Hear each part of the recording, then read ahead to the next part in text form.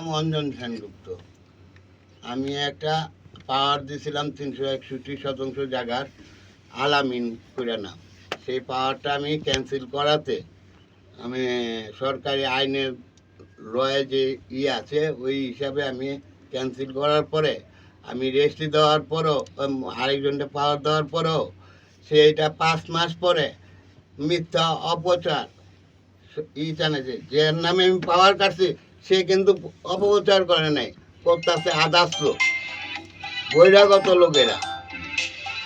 এরা অপচার চাইতেছে। আমি নিজে ম্যাজিস্ট্রেটে টাকা দিছি, অমুকে টাকা দিছি, আমি নিজে খাইতে পারি না, তাদের আমি টাকা দেবো থেকে? মানুষ জায়গা বেছে কিসের জন্য? পেটের জন্য। আমার তো নিজেই চলার টাকা নাই, আমি টাকা দেবো হ্যারে থেকে? আমি তাদের চিনি না।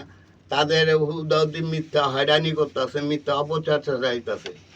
এটা গভর্নমেন্টের দেখা উচিত যে একটা সরকারি লোকের নামে মিথ্যা অপচার করাটা কতটুকু আইনত অপরাধ।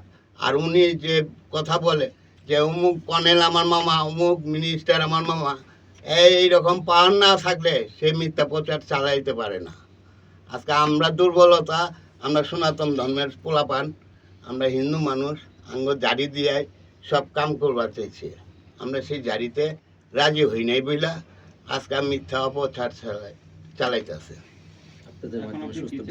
আমি মাননীয় আইনগতভাবে সবার কাছে, আপনাদের সাংবাদিকের কাছে, সবার কাছে আমি আমার নিজের নিরাপত্তার জন্য, আমার জানমালের নিরাপত্তার জন্য আপনার কাছে সহযোগিতা সরকারের কাছে চাইতেছি।